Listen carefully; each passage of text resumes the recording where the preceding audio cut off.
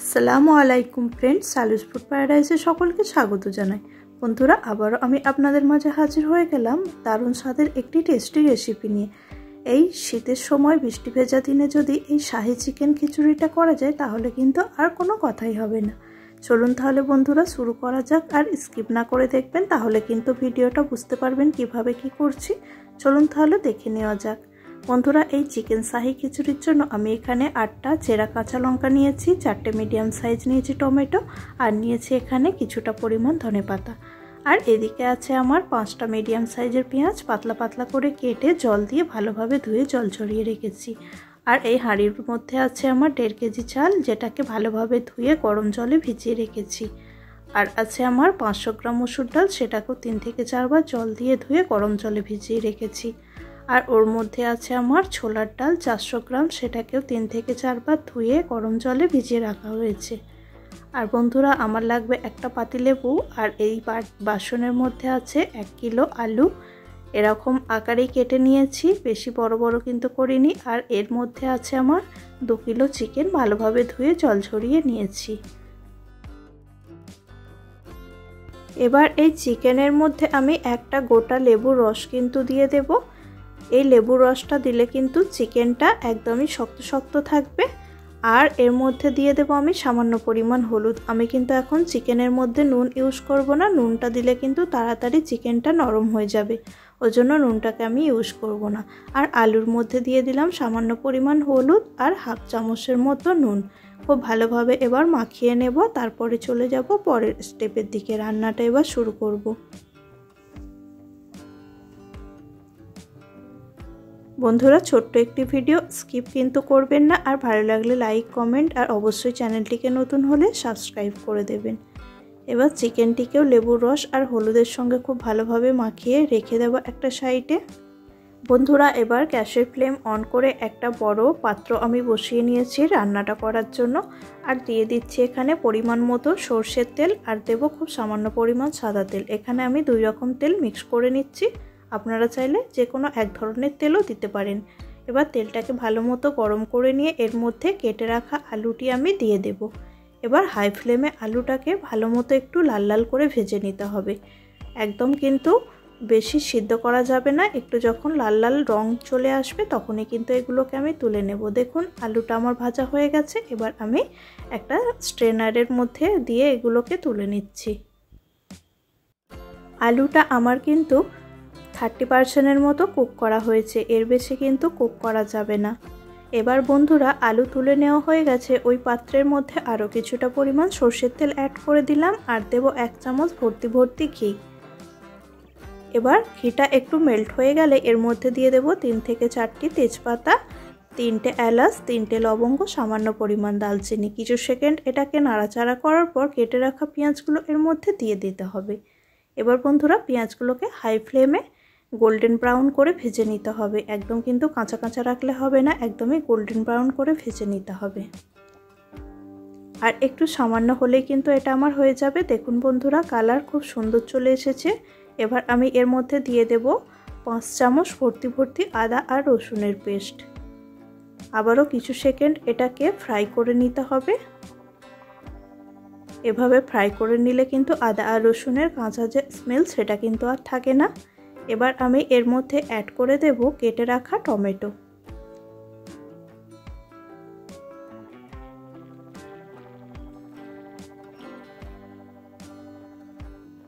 আবারও টমেটো দেওয়ার পর কিছু সেকেন্ড এটাকেও একটু ফ্রাই করে নিতে হবে। তারপরে আমি এর মধ্যে দিয়ে দেব ম্যারিনেট করা চিকেন, হলুদ আর লেবু রস মাখানো চিকেনটা অ্যাড করে দিতে হবে।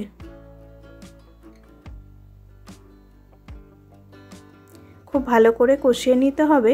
আর এর মধ্যে আমি এবার দিয়ে দেব 2 চামচের মতো নুন। এখানে নুনটা আপনারা আপনাদের আন্দাজ অনুযায়ী বুঝে শুনে অ্যাড করবেন।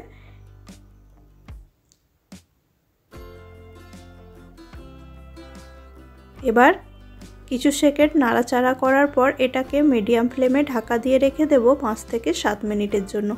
তখন দেখবেন তাহলে চিকেন থেকে অনেকটা জল কিন্তু বেরিয়ে আসবে। ফিরে এলাম বন্ধুরা 7 মিনিট পর। দেখুন, চিকেন থেকে অনেকটা জল বেরিয়েছে। এটাকে আবারও ভালো মতো কষিয়ে নিচ্ছি। তারপরে আমি এর মধ্যে কিছু মশলা অ্যাড করে দেব। এখানে আছে 2 চামচ জিরের গুঁড়ো, আর আছে 1 চামচ গোলমরিচ গুঁড়ো, 1 চামচ কাশ্মীরি লঙ্কার গুঁড়ো, 2 চামচ আছে ঝাল লঙ্কার গুঁড়ো, আর এখানে ধনে আছে 2 চামচ, আর হলুদ আছে 2.5 চামচের মতো। সব মশলাগুলো আমি অ্যাড করে দিলাম। এবার এটাকে অনেকক্ষণ পর্যন্ত কষিয়ে যেতে হবে, যতক্ষণ পর্যন্ত না এর মধ্য থেকে তেল ছেড়ে আসছে। আর বন্ধুরা, আপনাদের যদি কষাবার সময় জলের প্রয়োজন হয় তাহলে কিন্তু অল্প অল্প করে জল অ্যাড করতে পারেন। আমার কিন্তু এখানে জলের প্রয়োজন পড়েনি, তাই জন্য আমি কষাতে কষাতে জল অ্যাড করিনি। দেখুন বন্ধুরা, কষাতে কষাতে এর রং কিন্তু অনেকটাই চেঞ্জ হয়ে গেছে, আর দেখতেও কিন্তু অনেক লোভনীয় হয়েছে।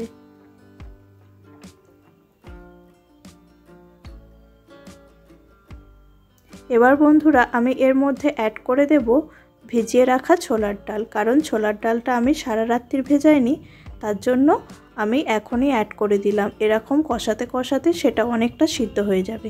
আর আপনারা যদি ছোলার ডালটা সারা রাত্রি ধরে ভিজিয়ে রাখেন তাহলে সেটাকে এখন দেবেন না, খানিকটা পর কিন্তু সেটাকে অ্যাড করবেন। আর দেখুন বন্ধুরা, চালটাকেও আমার গরম জলে ভিজিয়ে রাখার ফলে কতটা চাল ফুলে গেছে। এবার আমি এর মধ্যে অ্যাড করে দেব 2 চামচ বিরিয়ানির মশলা, যেটা আমি বাড়িতেই তৈরি করি, এটাকে গরম মশলাও বলা যেতে পারে। এবার খুব ভালোভাবে এটাকে কষিয়ে নিচ্ছি। এবার আমি এর মধ্যে ভিজিয়ে রাখা চালটিকেও অ্যাড করে দিলাম, আবারও খুব ভালোভাবে কষিয়ে নিতে হবে।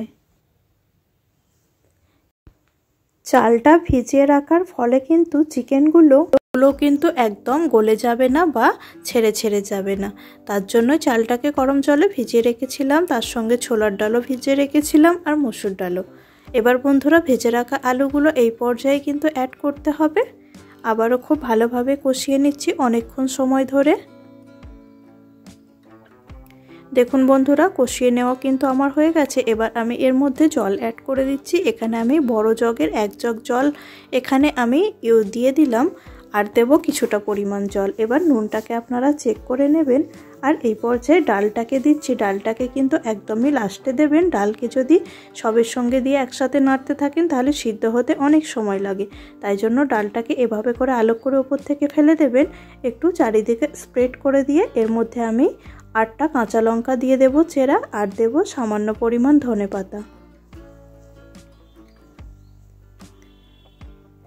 তারপরে এটাকে আমি ঢেকে রেখে দেব।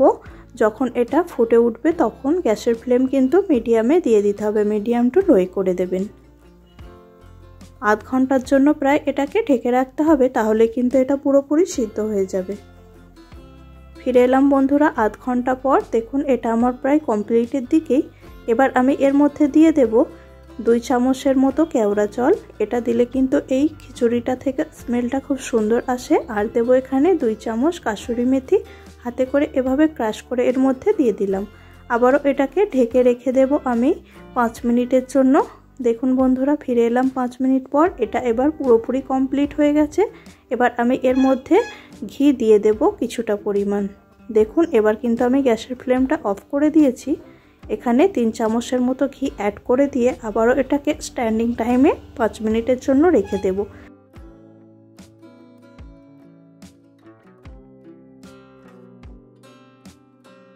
এবার বন্ধুরা, আমি কিছুটা পরিমাণ ধনেপাতা আর চিলি ফ্লেক্স এর উপর থেকে ছড়িয়ে দিলাম।